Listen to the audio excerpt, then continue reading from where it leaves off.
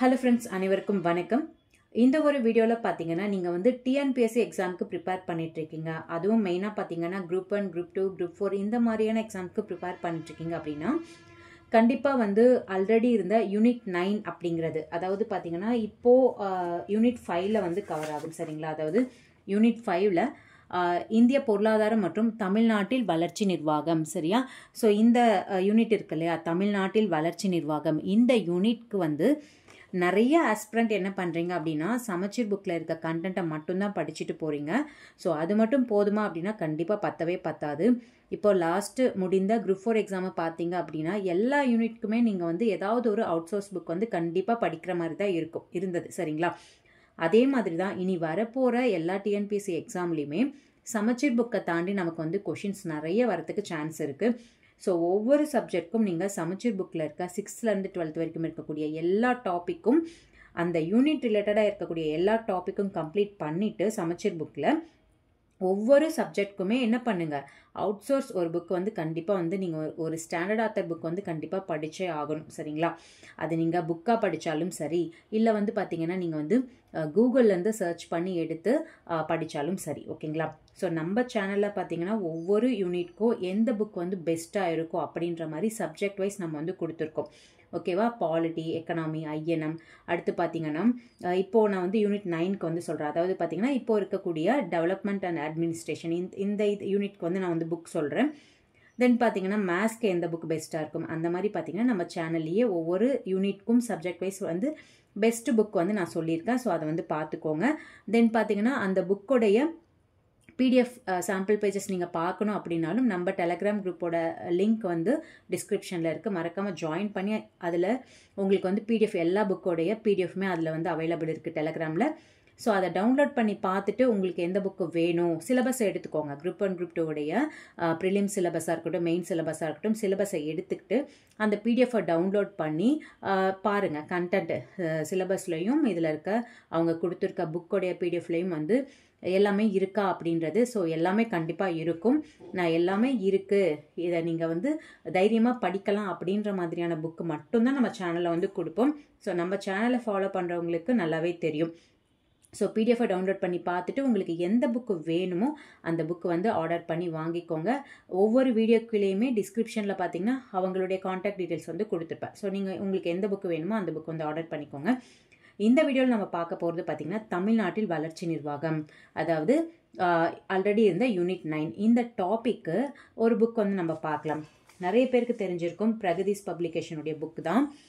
So பார்த்திங்கன்னா Pragadeesh publication book நம்ம already 3 book வந்து போட்டிருப்போம். என்னென்ன அப்படின்னா பாலிட்டிக்கு கொடுத்துருப்போம். சரிங்களா? அதாவது இப்போது இங்கிலீஷ் மீடியம் ஸ்டூடெண்ட்டுக்கு எடுத்துக்கிட்டோம் அப்படின்னா லக்ஷ்மிகாந்த் அப்படி தான் சொல்லுவாங்க. இப்போ நீங்கள் பாலிட்டி அப்படின்னு சொல்லிட்டு இங்கிலீஷ் மீடியம் ஸ்டூடெண்ட்டை போய் நீங்கள் கேட்டிங்கன்னா என்ன புக் அப்படின்னா வேறு ஆப்ஷனே இல்லாமல் லக்ஷ்மிகாந்த் அப்படின்னு சொல்லுவாங்க. இப்போ நிறைய தமிழ் மீடியம் ஸ்டூடெண்ட்டும் வந்து லக்ஷ்மிகாந்த் புக் வந்து ப்ரிப்பேர் பண்ணிட்டு இருந்தாங்க.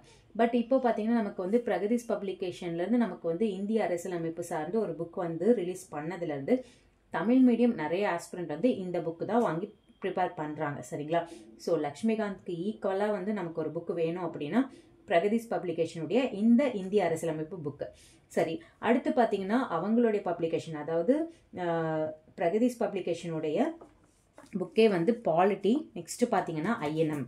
ஓகேவா? இந்திய தேசிய இயக்கம். ஸோ கிளியராக இருக்கும் உங்களுக்கு டாபிக் வைஸ். சிலபஸ் எடுத்து வச்சு பார்த்தீங்க அப்படின்னா எல்லா டாப்பிக்குமே கவர் ஆகும். ஸோ நீங்கள் ஈஸியாக வந்து ஃபஸ்ட்டு டாப்பிக்லேருந்து லாஸ்ட் டாபிக் வரைக்கும் அழகாக படிச்சிடலாம். இது உங்களுக்கு ப்ரிலிம்ஸ் ப்ளஸ் மெயின்ஸ் ரெண்டுமே யூஸ் ஆகும். தென் பார்த்தீங்கன்னா இந்திய பொருளாதாரம். ஸோ இந்த புக்குமே நான் உங்களுக்கு வந்து ரிவ்யூ கொடுத்துருப்பேன். ஸோ இந்த 3 புக்குமே நம்ம ஆல்ரெடி வந்து வீடியோ பார்த்துட்டோம். சரிங்களா? இப்போ நம்ம பார்க்க போகிறது பார்த்திங்கன்னா சமூக பொருளாதார பிரச்சனைகள், சோசியல் இஷ்யூக்கான ஒரு புக்கு தான். கண்டிப்பாக வந்து நீங்கள் ப்ரிலிம்ஸ்க்கு இந்த புக்கு படித்தே ஆகணும். எதனால் அப்படின்னா கொஷின்ஸ் வந்து இப்போ எப்படி கேட்குறாங்க அப்படின்றத நல்லாவே புரிஞ்சுருப்பீங்க. நம்ம மெயின்ஸ்க்கு தான் வந்து வேறு புக்கு படிக்கணும் அப்படி இல்லை. கண்டிப்பாக நீங்கள் வந்து குரூப் 1, குரூப் 2, குரூப் 4 எந்த எக்ஸாமுக்கு ப்ரிப்பேர் பண்ணுறீங்க அப்படின்னாலுமே இனிமேல் வந்து சமச்சீர் புக்கு படிச்சுட்டு கண்டிப்பாக ஒரு ஸ்டாண்டர்ட் ஆத்தர் புக் வந்து படிக்கணும். ஓகே, இந்த சமூக பொருளாதார பிரச்சனைகள் இதில் வந்து பார்த்திங்கன்னா ஆல்ரெடி வந்து ஃபஸ்ட் எடிஷன் வந்து ரிலீஸ் பண்ணியிருந்தாங்க. எப்போது அப்படின்னா ஜான்வரி மந்த்தே வந்து ஃபஸ்ட் எடிஷன் வந்து கொண்டு வந்துட்டாங்க. சரிங்களா? ஃபர்ஸ்ட் எடிஷன் வந்து டிசம்பர் 2022. ஓகேங்களா? அப்போவே வந்து கொண்டு வந்துட்டாங்க. இப்போது செகண்ட் எடிஷன் பார்த்தீங்கன்னா இப்போ லாஸ்ட் ஜூலை 2025 வந்து அப்டேட் பண்ணியிருக்காங்க. அப்போது லாஸ்ட் ஜூலை 2025 வரைக்கும் இருக்கக்கூடிய எல்லா இன்ஃபர்மேஷன், கரண்ட் அஃபேர்ஸ் ரிலேட்டடாக இருக்கக்கூடிய எல்லா டாப்பிக்குமே இதில் வந்து ஆட் ஆன் பண்ணியிருக்காங்க. ஓகே, இந்த புக் எழுதினவர் யார் அப்படின்றது கண்டிப்பாக தெரியும், சதீஷ்குமார் சார் தான். ஓகே, இதில் பார்த்தீங்கன்னா டோட்டல் பேஜஸ் வந்து 530 பேஜஸ் இருக்குது. இந்த புக்குடைய ப்ரைஸ் பார்த்தீங்கன்னா 580 ரூபி. ஓகேங்களா, இதனுடைய பிடிஎஃப் கண்டென்ட், அதாவது சாம்பிள் பேஜஸ் வந்து உங்களுக்கு நான் டெலகிராமில் ஷேர் பண்ணுறேன். ஓகே, இப்போ பார்த்தீங்கன்னா ரிமைனிங் புக்ஸ் எல்லாம் சொன்னேன் இல்லையா, அதனுடைய ப்ரைஸ் டீட்டெயில்ஸ் எல்லாமே பார்த்துடலாம்.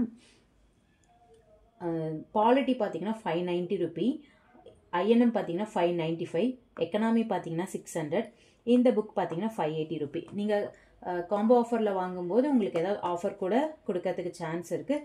ஸோ காண்டாக்ட் டீட்டெயில்ஸ் வந்து டிஸ்கிரிப்ஷனில் கொடுக்குறேன். காண்டாக்ட் பண்ணி கேட்டுட்டு நீங்கள் ஆர்டர் பண்ணி வாங்கிக்கோங்க. உங்கள்கிட்ட ஆல்ரெடி வேறு புக்கு இருக்குது அப்படின்னா எந்த புக்கு வேணுமோ அந்த புக்கு வந்து வாங்கிக்கோங்க. ஓகே, இப்போ இந்த சோஷியல் இஷ்யூ புக்கில் எப்படி கண்டென்ட் இருக்குது அப்படின்றத பார்க்கலாம். மொத்தமாக பார்த்தீங்கன்னா 20 டாபிக் வந்து கொடுத்துருக்காங்க. அதாவது நமக்கு சிலபஸில் இருக்கக்கூடிய டாப்பிக்கை ஸ்ப்ளிட் பண்ணி 20 மெயின் டாப்பிக்காகவும் டோட்டலாக பார்த்தீங்கன்னா 370 சப் டாப்பிக்காகவும் வந்து கொடுத்துருக்காங்க. ஓகேங்களா, ஸோ வீடியோவில் கிளியராக இல்லை அப்படின்னாலும் ஒன்றும் ஒரி பண்ணாதீங்க. இதனுடைய கண்டென்ட் பேஜ் நான் உங்களுக்கு டெலகிராமில் ஷேர் பண்ணுறேன். ஸோ நீங்கள் டவுன்லோட் பண்ணி பார்த்துட்டு அப்புறம் வாங்கிக்கோங்க. 20 மெயின் டாப்பிக்கு, தென் பார்த்தீங்கன்னா 370 சப் டாப்பிக்காக வந்து உங்களுக்கு ஸ்ப்ளிட் பண்ணி கொடுத்துருக்காங்க. தென் சோஷியல் இஷ்யூ ரிலேட்டடாக இருக்கக்கூடிய லாஸ்ட் ஜூலை 2025 வரைக்கும் இருக்கக்கூடிய கரண்ட் அஃபேர்ஸ் வந்து இன்க்ளூட் பண்ணியிருக்காங்க.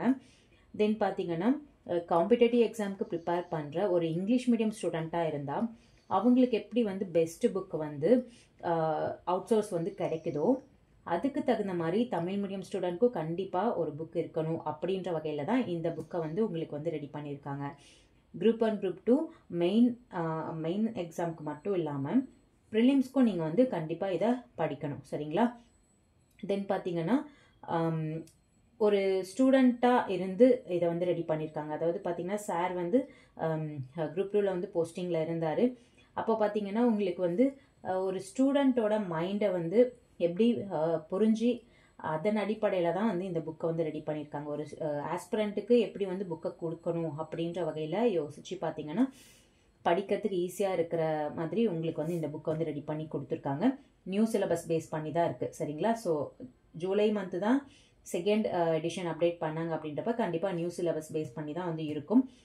தென் வேறு என்ன இருக்குது அப்படின்னு பார்த்தீங்கன்னா 2013 25 வரைக்கும் இருக்கக்கூடிய குரூப் 1 குரூப் 2 மெயின்ஸ் எக்ஸாமில் கேட்கப்பட்ட எல்லா கொஷினுமே இதில் வந்து இன்க்ளூட் பண்ணியிருக்காங்க. 2025 வரைக்கும் கேட்ட எல்லா கொஷின்ஸுமே இன்க்ளூட் பண்ணிட்டாங்க.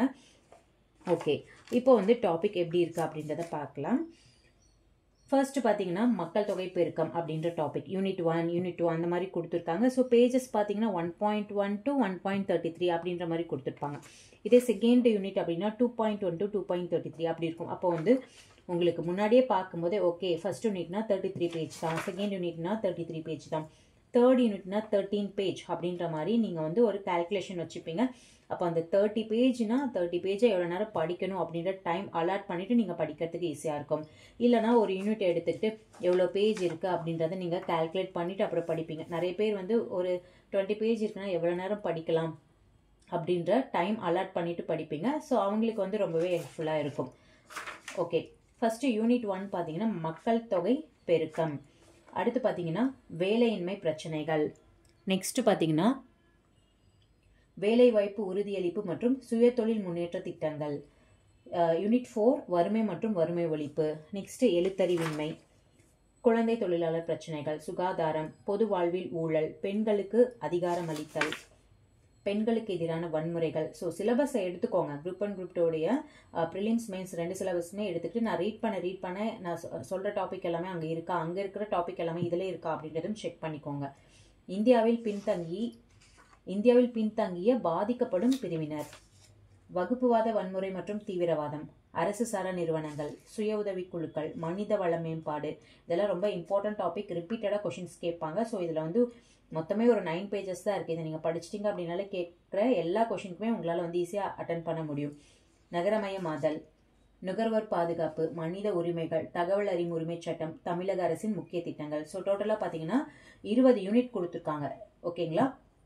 பட் சப்டாபிக் அப்படின்னு எடுத்துக்கிட்டோம்னா 370 சப்டாபிக். இந்த 20 யூனிட்ல 370 சப்டாபிக் வந்து கொடுத்துருக்காங்க.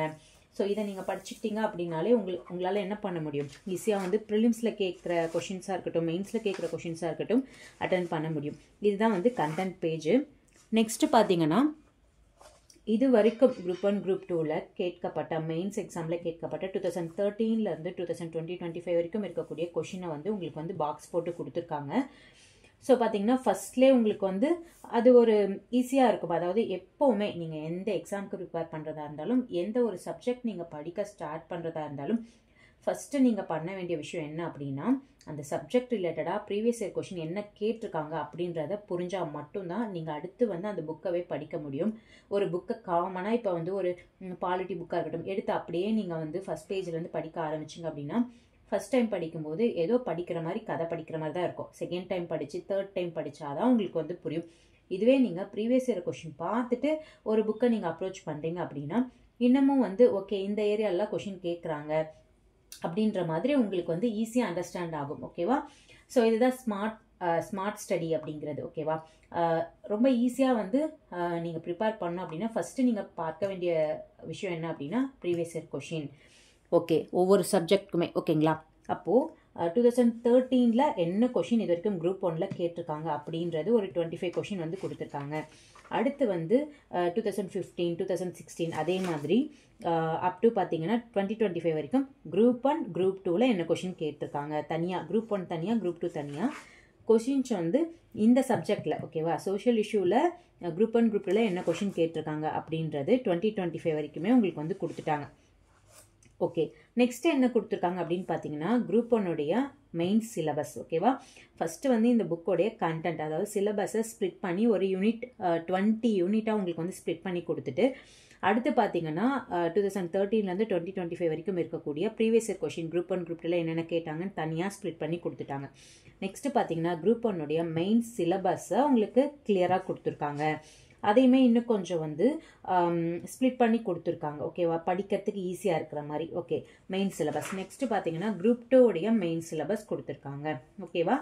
அதுக்கப்புறம் தான் பார்த்தீங்கன்னா உங்களுக்கு வந்து பேஜஸ் வந்து ஸ்டார்ட் ஆகுது. ஓகே, ஃபர்ஸ்ட் டாபிக் நம்ம என்ன பார்த்தோம், மக்கள் தொகை பெருக்கம். அதில் பார்த்தீங்கன்னா ஒரு 24 சப் டாபிக் இருக்குது. அந்த ஒவ்வொரு டாபிக்குமே உங்களுக்கு வந்து டீட்டெயில்டாக எக்ஸ்பிளைன் பண்ணியிருக்காங்க. பாக்ஸ் இன்ஃபர்மேஷன் மாதிரி உங்களுக்கு வந்து பாக்ஸ் போட்டு கொடுத்துருக்காங்க. அப்போ அந்த பாக்ஸில் இருக்க கண்டென்ட் எல்லாமே ரொம்ப ரொம்ப இம்பார்ட்டன்ட் அப்படிங்கிறது. ஓகேங்களா? தென் பார்த்தீங்கன்னா இது வரைக்கும் இருக்கக்கூடிய கரண்ட் அஃபேர்ஸ் ரிலேட்டடாக 2025 ஜூன் 2025 வரைக்கும் இருக்கக்கூடிய கரண்ட் அஃபேர்ஸ் ரிலேட்டடாக இருக்கக்கூடிய எல்லா கண்டென்ட்டுமே உங்களுக்கு வந்து ஆட் ஆன் பண்ணியிருப்பாங்க. ஸோ கரண்ட் அஃபேர்ஸ் பற்றி நீங்கள் வரி பண்ண தேவையில்ல. அதுக்கப்புறம் இருக்கக்கூடிய கரண்ட் அஃபேர்ஸ் மட்டும் நீங்கள் வந்து அப்டேட் பண்ணிக்கலாம். சப்போஸ் நீங்கள் இது ரிலேட்டடாக ஒரு டாபிக் நீங்கள் படிக்கிறீங்க, இனி வரப்போகிற இன்ஃபர்மேஷன் நீங்கள் ஆட் ஆன் பண்ணணும் அப்படின்னாலும் உங்களுக்கு வந்து சைடில் நிறையவே ஸ்பேஸ் இருக்குது. ஸோ நீங்கள் இங்கே வந்து ஆட் பண்ணிக்கலாம்.